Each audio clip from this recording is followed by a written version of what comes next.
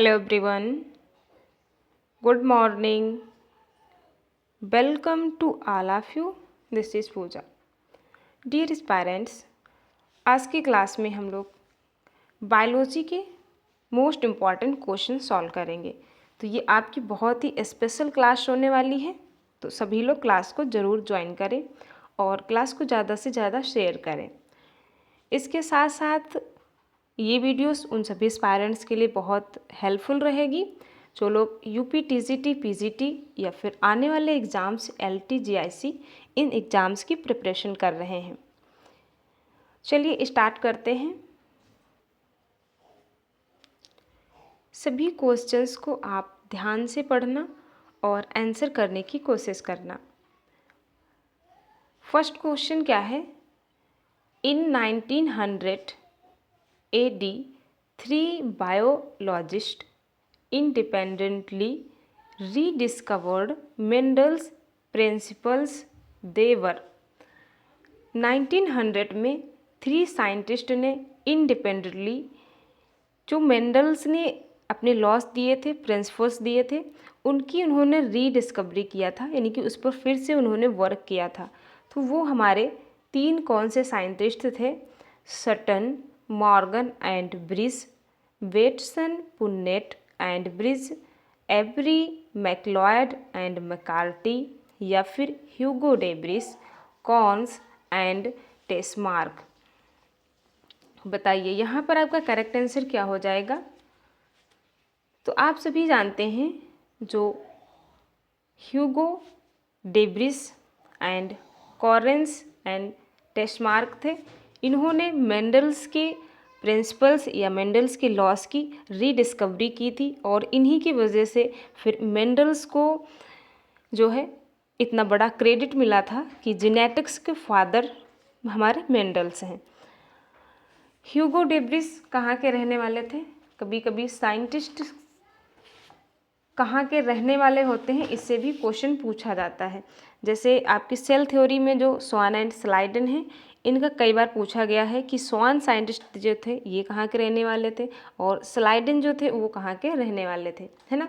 तो ऐसे ही आप इनके भी याद रखेंगे। जो ह्यूगो डेब्रिस हैं ये होलार्ड के रहने वाले हैं, होलार्ड। एंड जो कॉरेंस हैं ये जर्मनी एंड जो टेस्मार्क हैं ये ऑस्ट्रिया के रहने वाले थे।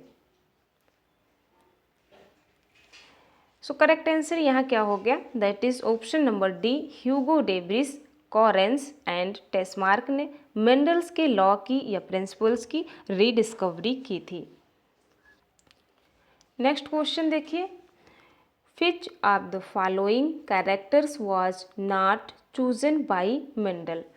मेंडल ने अपना एक्सपेरिमेंट कहाँ किया था? पाइसम सटाइवम में, है ना। पाइसम सटाइवम पर किया था, या जिसे हम पी कह देते हैं। और उन्होंने 7 कंट्रास्टिक कैरेक्टर्स चूज़ किए थे, है ना। 7 कंट्रास्टिक कैरेक्टर्स लिए थे और इनका एक्सपेरिमेंट भी 7 ईयर तक चला था। तो इनके वो कैरेक्टर्स क्या थे? देखिए,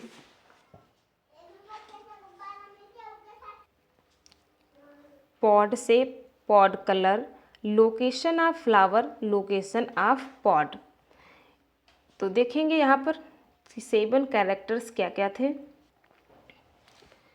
तो इन्होंने जो 7 कैरेक्टर्स लिए थे वो क्या क्या थे? देखिए, height plant, position of flower, colour of flower, pod colour, pod shape, seed colour and क्या लिया था? Seed shape. तो ये इनके 7 कंट्रास्टिक कैरेक्टर्स थे, है ना। एक नॉर्मली आप याद रख सकते हैं। देखिए, एक क्या है? प्लांट है जो टॉल भी हो सकता है या डॉर्फ हो सकता है ना। तो टॉल और डॉर्फ के बेसिस पर उन्होंने क्या किया? प्लांट की हाइट को ले लिया, प्लांट की हाइट लिया, उसके बाद जो फ्लावर है ना, उसमें क्या आएंगे? फ्लावर आएंगे। तो फ्लावर की पोजीशन ले लेंगे, एक्सियल या टर्मिनल, है ना, जहाँ पर उन्होंने डोमिनेंट और रिसेसिव बताया इनके अलग अलग कैरेक्टर्स को। जब फ्लावर आएगा तो उसका कोई अपना कलर होगा, है ना। तो उन्होंने क्या किया, फ्लावर का कलर ले लिया, फ्लावर का कलर ले लिया। उसके बाद उसमें क्या आएंगे, फल आएंगे, यानी कि पॉड बना, है ना, पॉड बन गया, फ्रूट बना। तो फ्रूट का कलर ले लिया और उन्होंने फ्रूट का शेप भी ले लिया, ठीक है। अब जो फ्रूट है, जो पॉड है, उसके अंदर क्या बनेंगे, सीड बनेंगे। तो उन्होंने सीड का कलर लिया और सीड का शेप। ये हमने आपको एक याद करने का सीक्वेंस बताया, ठीक है। तो ये उन्होंने 7 कैरेक्टर्स लिए थे, जिसमें से आपसे कई बार ये भी पूछा जाता है इनमें से कौन से डोमिनेंट हैं और कौन से एक्सियल हैं, है ना। जैसे प्लांट की हाइट लिया था तो एक इसमें डॉर्फ था, है ना, और एक क्या था, टाल था। तो जो टॉल था ये इनका डोमिनेंट फीचर था और जो ड्वार्फ प्लांट था वो उसका रिसेसिव कैरेक्टर था, है ना। तो इस तरीके से अब आप बताएंगे यहाँ पर आपका करेक्ट आंसर क्या हो जाएगा। देखिए, पॉड शेप, ठीक है, लिया था, पॉड कलर भी लिया इन्होंने, लोकेशन ऑफ फ्लावर लिया, ठीक है, लोकेशन ऑफ फ्लावर कहें या फिर पोजीशन ऑफ फ्लावर कहें, एक्सियल या टर्मिनल। लेकिन अगर बात करें हम लोकेशन ऑफ पॉड, तो उन्होंने पॉड की कोई पोजीशन या लोकेशन के बारे में बात नहीं की थी।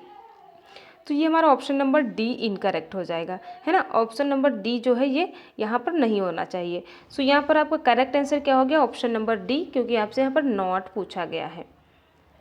चलिए नेक्स्ट देखते हैं। नेक्स्ट क्वेश्चन देखिए, genes that are present on the same chromosome are called. Gene, है ना, जो जीन्स हैं, जो एलील हैं, अगर वो एक ही सेम क्रोमोसोम पर सभी प्रेजेंट हैं, ये सपोज करिए हमारे पास क्रोमोसोम है और इस पर जो जीन प्रेजेंट है वो एक ही क्रोमोसोम की हम बात कर रहे हैं, सेम क्रोमोसोम की, A B C D E F, है ना, ये सभी क्या हैं, जीन हैं। तो हम इन्हें क्या कहते हैं, लाइनियर, सिंटेनिक, सिनेप्टिक या फिर नन ऑफ दिस, या फिर नन ऑफ दिस। तो अगर सेम क्रोमोसोम पर जो जीन्स प्रेजेंट होते हैं उन्हें हम सिंटेनिक जीन कहते हैं, syntenic gene, option number B correct. Next question देखिए, which one of the following traits of garden pea saturated by Mendel was a recessive feature, है ना। जो मेंडल्स ने अपने एक्सपेरिमेंट के दौरान गार्डन पी को लिया था, गार्डन पी में जो 7 कैरेक्टर्स थे उनमें से कौन से कैरेक्टर डोमिनेंट थे और कौन से रिसेसिव थे, ये आपको बताना है।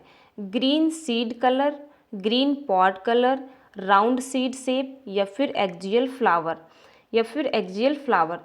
तो यहाँ पर आपसे रिसेसिव पूछा गया है, तो ध्यान से देखेंगे एक बार, डोमिनेंट कौन से हैं और रिसेसिव।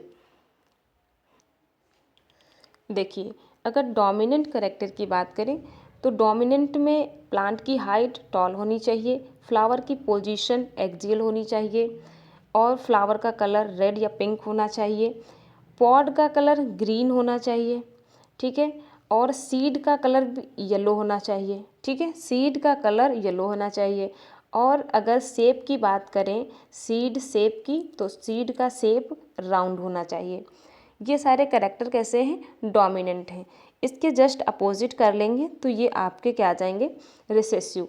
तो यहाँ पर टॉल की जगह क्या होगा, आपका डॉर्फ हो जाएगा, एक्सियल की जगह पे आपका टर्मिनल, है ना, रेड की जगह पर वाइट कलर फ्लावर हो जाएगा, ग्रीन पॉड कलर की जगह पर आपका येलो पॉड कलर होगा, सीड की जगह पर आपका ग्रीन सीड है, अगर ग्रीन सीड है, और अगर शेप की बात करें तो रिंकल्ड। ये सारे कैसे हैं, रिसेसिव कैरेक्टर हैं। प्लीज़ आप इन्हें अच्छे से नोट कर लीजिए। तो ये इनके कंट्रास्टिंग कैरेक्टर्स थे। तो यहाँ पर आप देखेंगे इसमें से आपका रिसेसिव कौन हो जाएगा, ग्रीन पॉड कलर, है ना, जो ग्रीन पॉड कलर है ये इसका रिसेसिव कैरेक्टर है। Option number B is correct.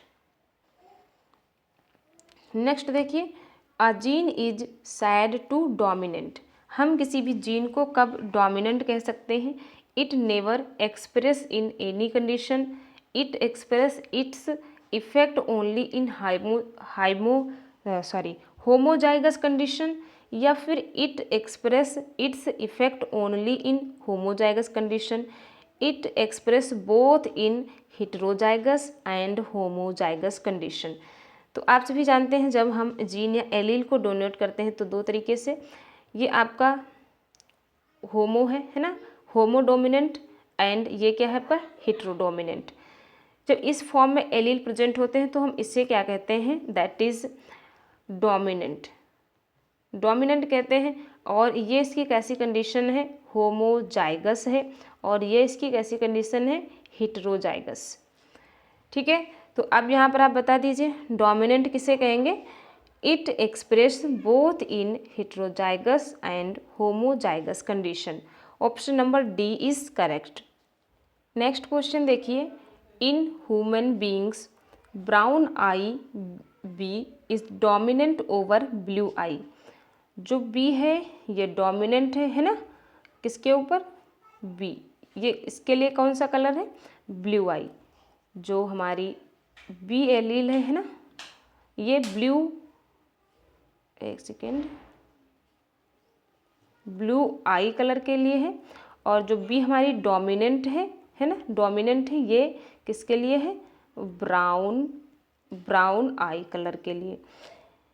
A brown eyed couples has a blue eye child, है ना, उनके पास चाइल्ड कैसे हैं, ब्लू आइड चाइल्ड है।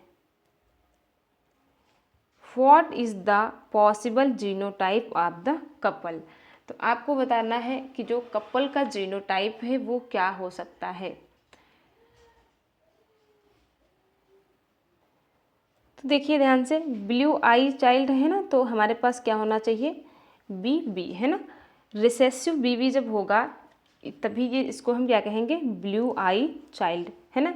क्योंकि अगर कैपिटल बी स्मॉल बी होता या कैपिटल बी होता तो ये दोनों ही कैसे होते, डोमिनेंट होते।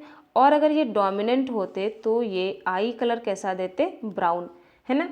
तो जो हमारे पास चाइल्ड का जीनोटाइप है वो क्या है, रिसेसिव है, स्मॉल बी और स्मॉल बी।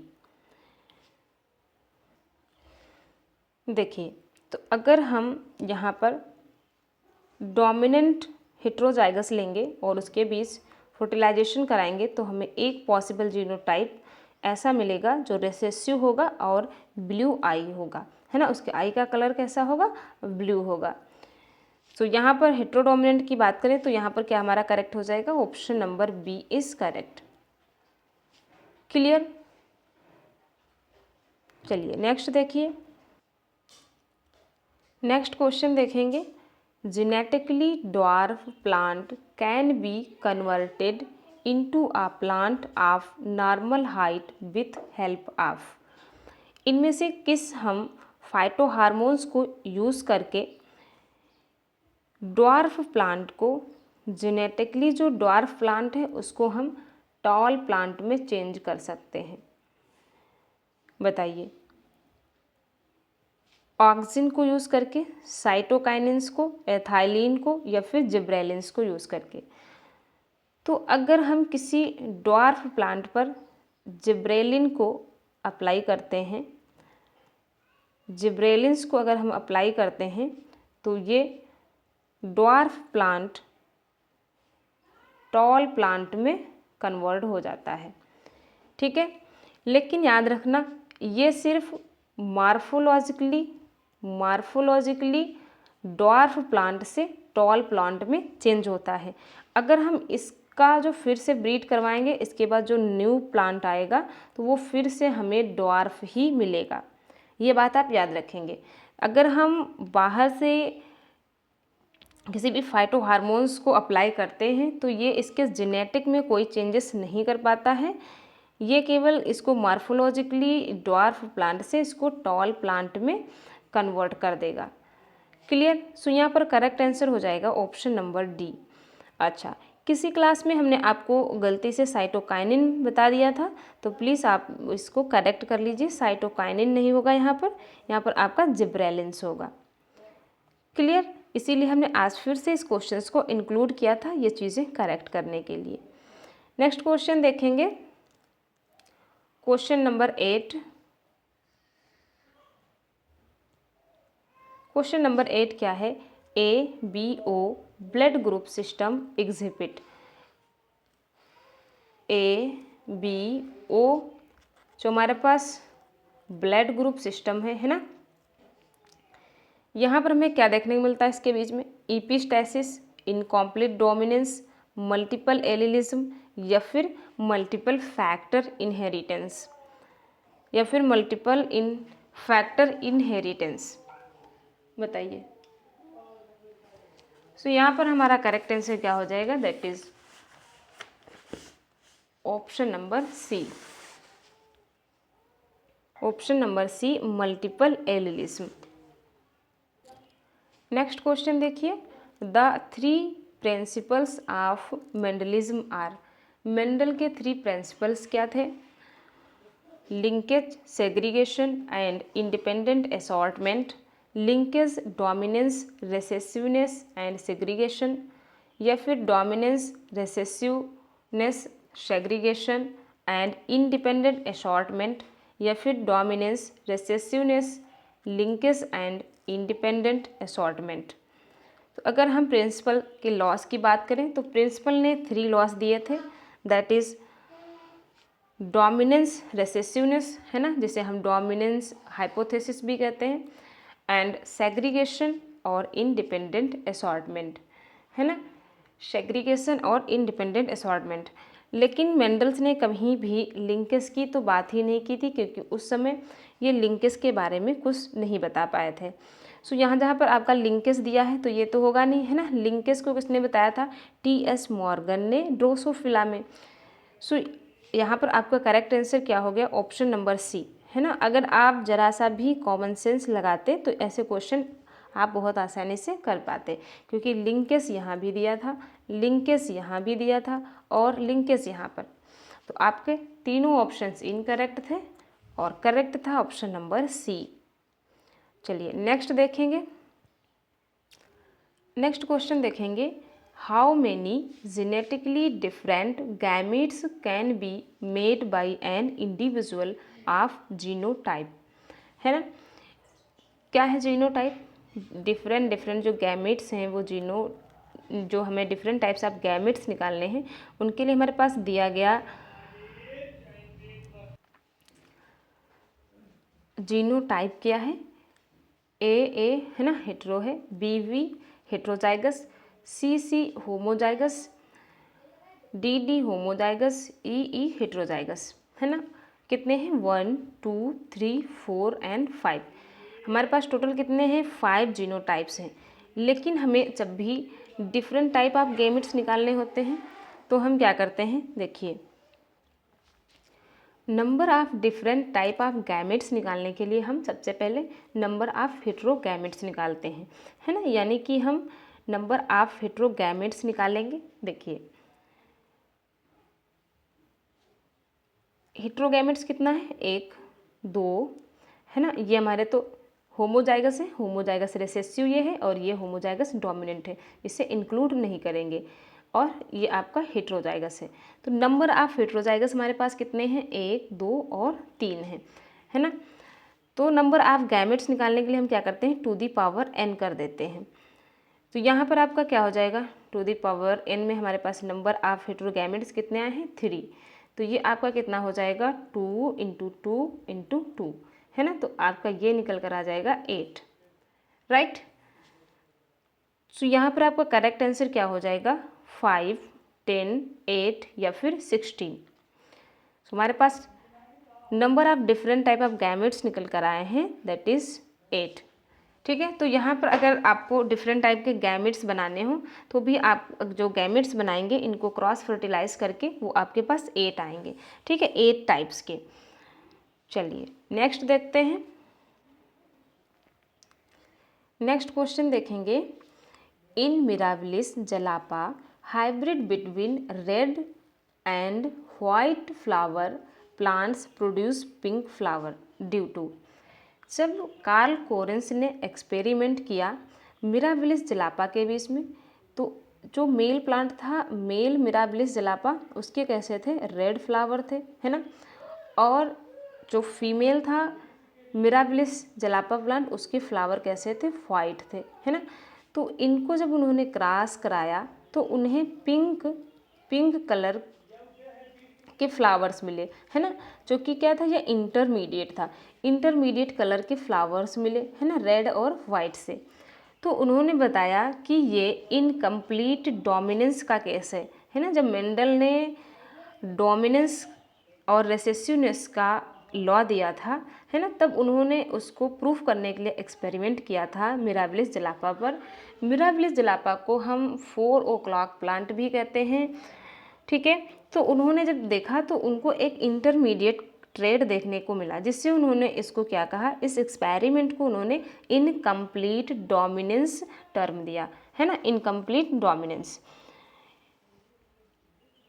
तो ये एक्सपेरिमेंट किसने किया था, कार्ल एंड कोरेंस ने, है ना, कार्ल कोरेंस ने किया था, कार्ल कोरेंस ने किया था।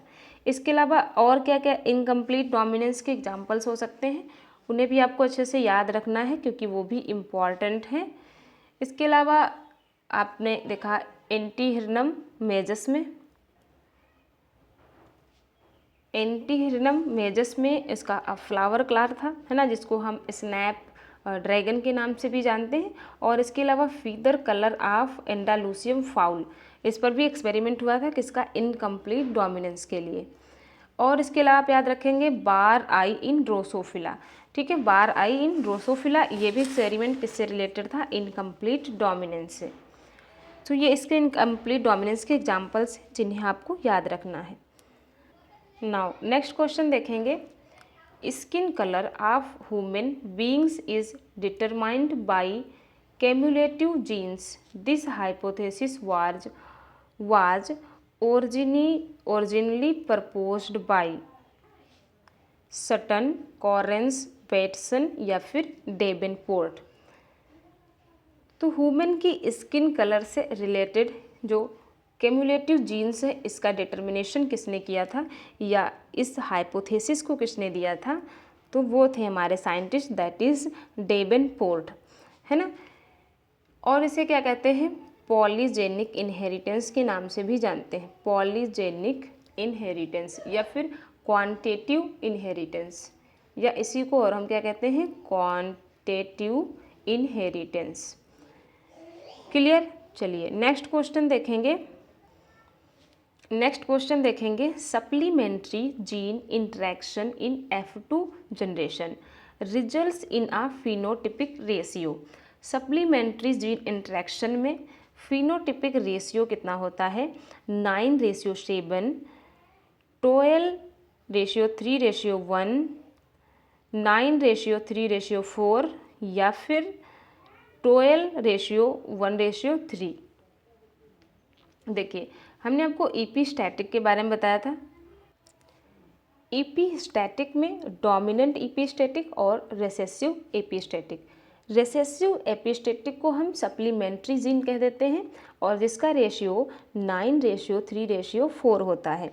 डोमिनेंट एपीस्टैटिक में फिनोटिपिक जीन रेशियो क्या होता है, 12:3:1। तो यहाँ पर क्वेश्चन में आपसे सप्लीमेंट्री जीन का पूछा गया है, सो यहाँ पर आपका करेक्ट आंसर क्या हो जाएगा, 9:3:4। C option is correct. इसके अलावा आप हमें बताएंगे दैट इज कॉम्प्लीमेंट्री जीन का रेशियो कितना होता है, कॉम्प्लीमेंट्री जीन का रेशियो कितना होता है, तो 9:7, ठीक है। इसके अलावा अगर हम बात करें इनहिबिटरी जीन का रेशियो, इनहिबिटरी जीन का रेशियो कितना होता है, 13:3। प्लीज़ इसको आप कंप्लीट लिख लेंगे। और अगर हम डुप्लीकेट जीन रेशियो पूछें, जो डुप्लीकेट जीन रेशियो, तो ये आपका 15:1 होता है, 15:1। और पॉलीमॉर्फिक जीन का रेशियो कितना होता है, पॉलीमॉर्फिक जीन का रेशियो 9:6:1 होता है, ठीक है। तो ये सारे इंपॉर्टेंट हैं, आप इनसे याद रखेंगे, कॉम्प्लीमेंट्री जीन का, इनहिबिटरी जीन का, है ना, डुप्लीकेट जीन का और पॉलीजेनिक या पॉलीमॉर्फिक जीन का रेशियो, ठीक है। चलिए नेक्स्ट क्वेश्चन देखते हैं। नेक्स्ट क्वेश्चन देखिए, who has discovered the lethal gene of yellow coat in mice. Mice में येलो कोट का जो जीन था वो कैसा था, लीथल था, है ना, यानी कि ऑर्गेनिज्म में डेथ को कॉज करता था। लीथल जीन ऐसे जीन होते हैं जो किसी भी ऑर्गेनिज्म में डेथ कॉज कराते हैं, तो ऐसे जीन को हम लीथल जीन कहते हैं। और क्यूनॉट ने 1905 में माइस के येलो कोट को कोड करने वाली जीन में लीथल प्रॉपर्टीज़ को देखा, है ना। कुछ ऐसे जीन्स थे जो कि उसकी डेथ को प्रमोट कर रहे थे। सो यहाँ पर आपका करेक्ट आंसर क्या हो जाएगा, option number B, Cuenot. Clear. चलिए नेक्स्ट देखेंगे।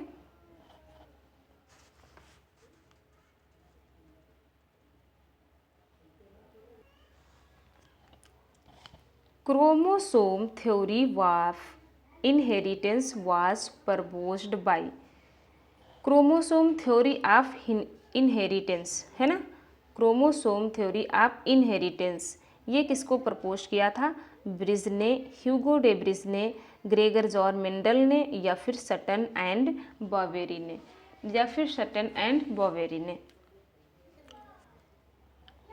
तो यहाँ पर आपका करेक्ट आंसर क्या हो जाएगा, option number D, Sutton and Boveri. Sutton and Boveri ने क्रोमोसोम थ्योरी ऑफ इनहेरिटेंस दिया था।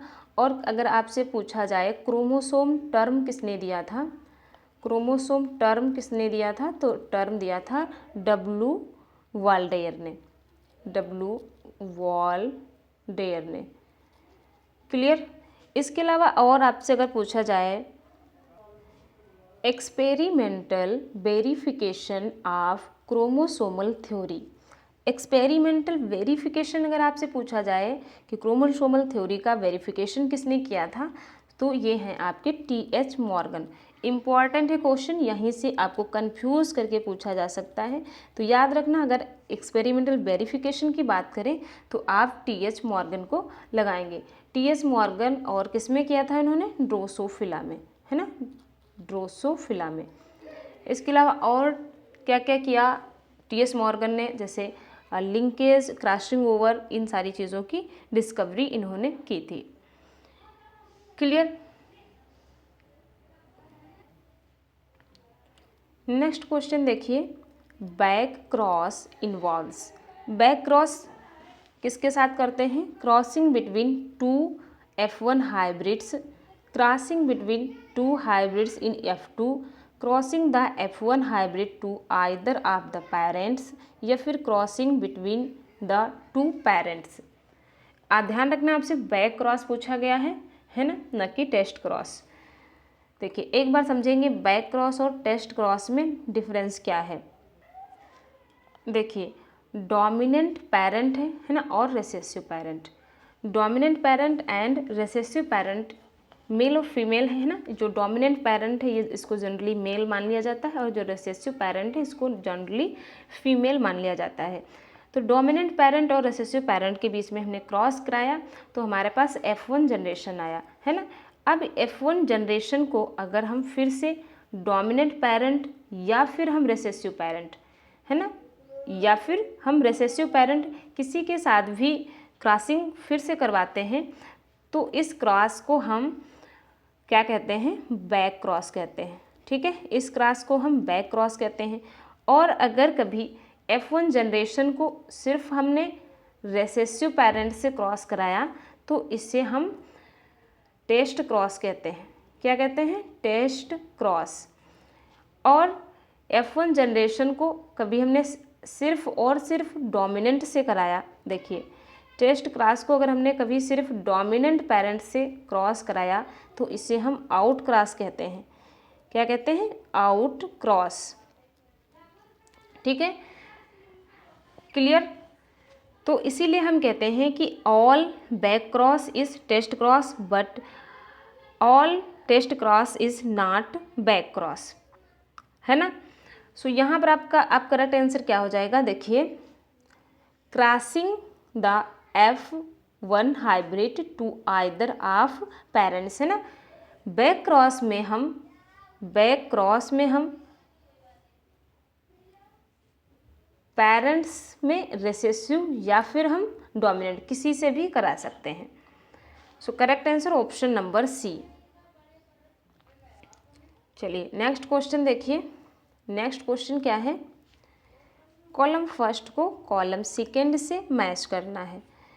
तो अभी हमने इन सभी रेशियोज बताए थे आपको, अगर आपने अच्छे से सारे रेशियो सुने होंगे तो डेफिनेटली आपको याद हो गया होगा। इनहेबिटरी जीन रेशियो क्या है, कॉम्प्लीमेंट्री जीन रेशियो क्या है, रेसेसिव एपिस्टैटिक जीन रेशियो क्या है, और dihybrid test cross ratio and dominant epistasis ratio. One by one match करेंगे, ध्यान से देखिए। इनहिबिटरी जीन रेशियो कितना होता है, तो 13:3 होता है ना। कॉम्प्लीमेंट्री जीन रेशियो कितना होता है, 9:7। एंड रेसेसिव एपिस्टैटिस, या इसी को हम सप्लीमेंट्री जीन कह रहे थे, तो इसका कितना था 9:3 है ना, 9:3:4। और डाई हाइब्रिड टेस्ट क्रॉस का कितना रेशियो होता है, 1:1 है ना। एंड डोमिनेंट एपिस्टेटिस का अभी हमने आपको बताया था 12:3:1।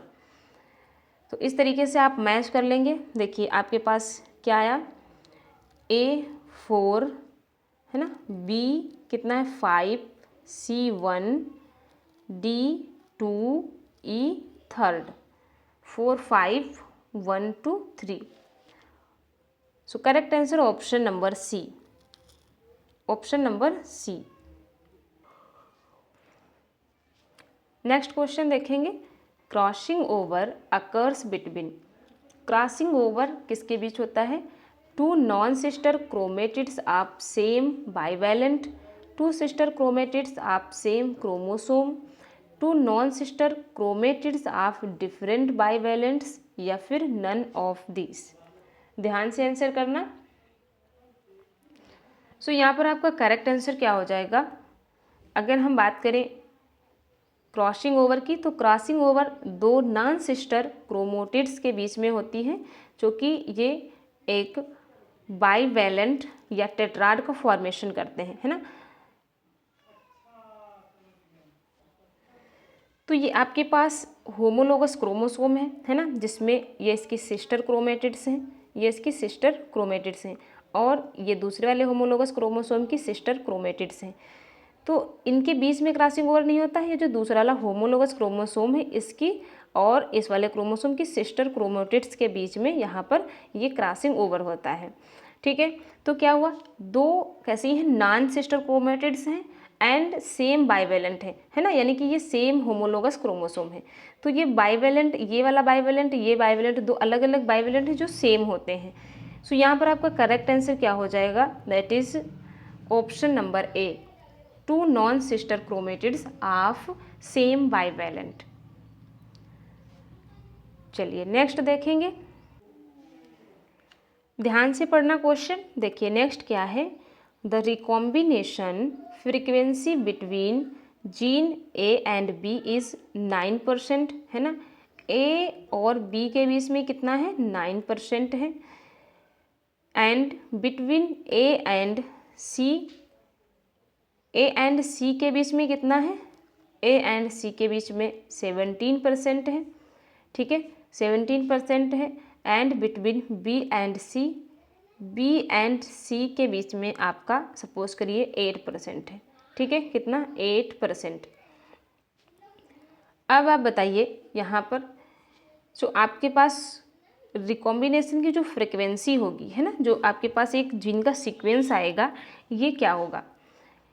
देखिए फिर से बनाएंगे, जो बड़ा वाला होता है उसको सबसे पहले बनाते हैं। तो यहाँ पर 17% सबसे ज़्यादा है, तो उसको बनाएंगे, तो ए और सी हो गया। उसके बाद ए और बी के बीच में कितना है, 9 है, तो यहाँ पर हमारा कुछ 9 आ जाएगा। तो इसके बीच की जो फ्रिक्वेंसी है वो कितनी है, 9% है, और यहाँ पर हमारा बी है। उसके बाद आपका बी एंड सी, बी यहाँ से है ना और यहाँ सी तक, बी एंड सी के बीच में यहाँ कितना है, 8% फ्रिक्वेंसी है ना। यहाँ पर क्वेश्चन में आपका इसका दिया नहीं, इसलिए यहाँ पर आप 8% कर लीजिए। तो अब आपके पास देखिए सीक्वेंस क्या आ गया निकल कर, ए है ना, उसके बाद बी आएगा और फिर सी। तो बहुत सिंपल है, ए बी सी हमारे पास जीन का सीक्वेंस आ जाएगा जो हमारे पास इनके बीच की रिकॉम्बिनेशन फ्रीक्वेंसी दी है उसके बेस पर। क्लियर। सो यहाँ पर करेक्ट आंसर क्या हो गया, ऑप्शन नंबर ए।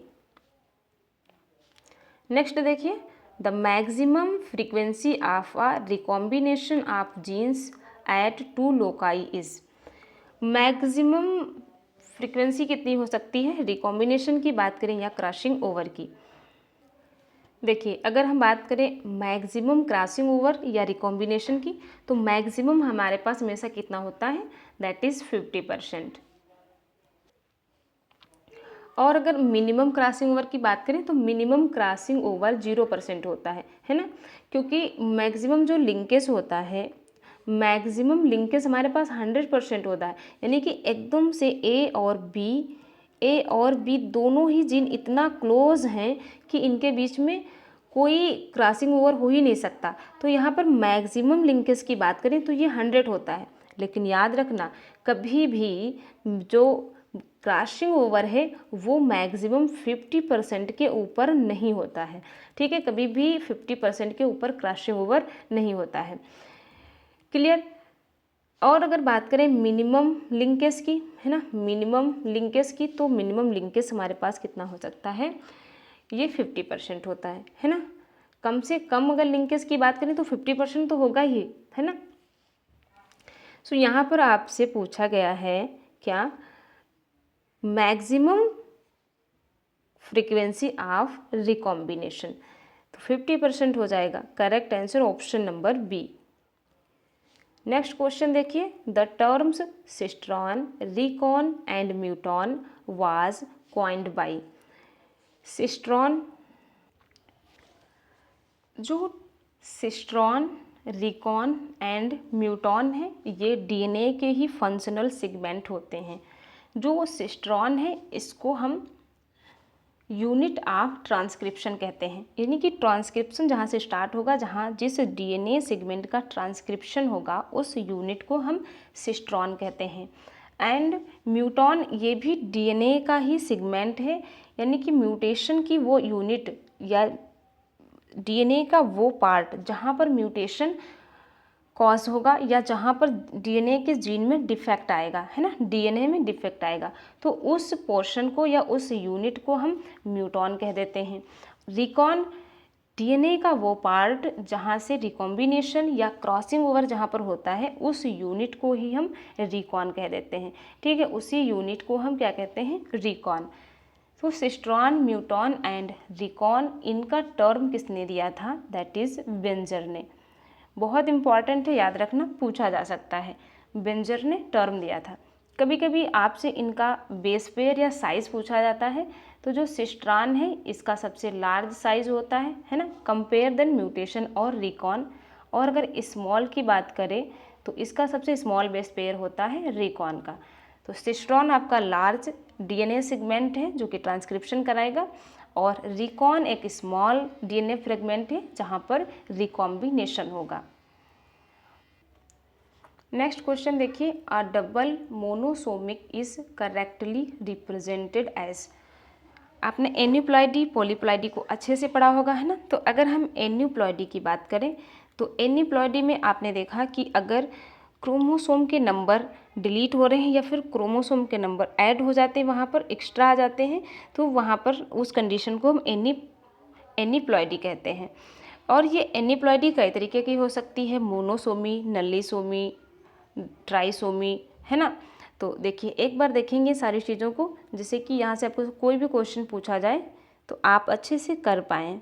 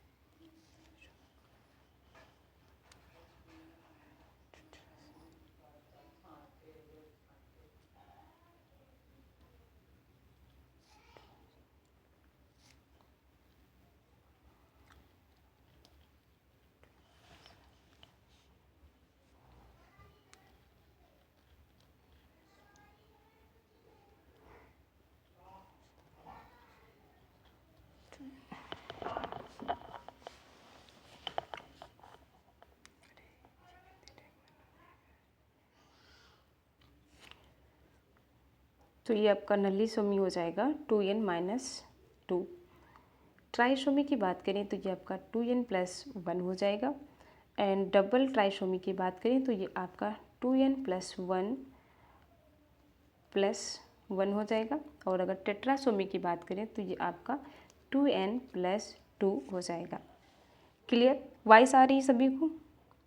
वाइस आ रही सभी को? चलिए तो देखेंगे यहाँ पर आपसे क्वेश्चन में क्या पूछा गया है। Double monosomic is correctly represent. Double monosomic क्या हो जाएगा आपका 2n-1 एंड -1, है ना। Option number B is correct. So आप इन सभी को याद रखेंगे, मोनोसोमी को डबल सोमी, डबल मोनोसोमी नलीसोमी क्या है, फिर ट्राइसोमी, डबल ट्राइसोमी और टेट्रासोमी। मोनोसोमी का डिसऑर्डर आप बताएंगे। एक मोनोसोमी का डिसऑर्डर क्या है, that is Turner syndrome. Turner syndrome. अगर और बात हम करें ट्राइसोमी की, तो ट्राइसोमी में आपका आ जाता है क्लाइनफिल्टर सिंड्रोम और डाउन सिंड्रोम, पटाउ सिंड्रोम और एक आपका दैट इज एडवर्ड सिंड्रोम। ये सभी आपके ट्राइसोमी के एग्जाम्पल्स हैं। क्लियर? चलिए नेक्स्ट देखिए। Mutation by radiation was first experimentally demonstrated by. Mutation by radiation, है ना, रेडिएशन के द्वारा म्यूटेशन होता है। इसको किसने सबसे पहले एक्सपेरिमेंटली डिमॉन्स्ट्रेट किया था? H.J. मुलर ने, ह्यूगो डेब्रिस ने, जेम्स वॉटसन ने या फिर हरगोविंद खुराना ने। सो यहाँ पर आपका करेक्ट आंसर क्या हो जाएगा? ऑप्शन नंबर ए, H.J. मुलर ने। नेक्स्ट क्वेश्चन देखेंगे। The term chromosome was coined bye. Term chromosome किसने दिया था? तो अभी हमने आपको बताया था टर्म क्रोमोसोम W. वाल्डेयर ने दिया था, है ना।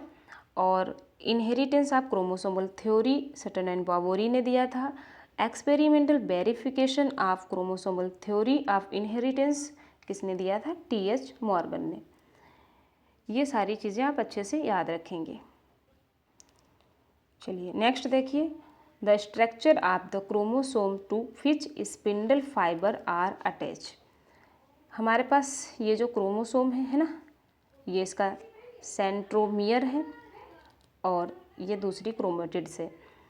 तो यहीं पर डिस्क से दोनों तरफ दो डिस्क प्रेजेंट होती हैं, है ना, जिन्हें हम क्या कहते हैं? काइनेटोकोर कहते हैं, जिन्हें हम काइनेटोकोर कहते हैं। और इसी काइनेटोकोर से स्पिंडल फाइबर्स अटैच रहते हैं। क्लियर? सो यहाँ पर आपका करेक्ट आंसर क्या हो जाएगा? Option number A, kinetochore. Option number A is correct, kinetochore. Clear? चलिए सो डियर एस्पायरेंट्स, आज की क्लास के ये हमारे मोस्ट इंपॉर्टेंट क्वेश्चंस थे जिनकी हम लोगों ने प्रैक्टिस किया। और ऐसे ही आप नेक्स्ट क्वेश्चंस के लिए आप चैनल को सब्सक्राइब कर सकते हैं, शेयर एंड लाइक कर दीजिए। मिलते हैं नेक्स्ट क्लास में और मोस्ट इंपॉर्टेंट क्वेश्चंस को सॉल्व कर और प्रैक्टिस करेंगे। क्लियर?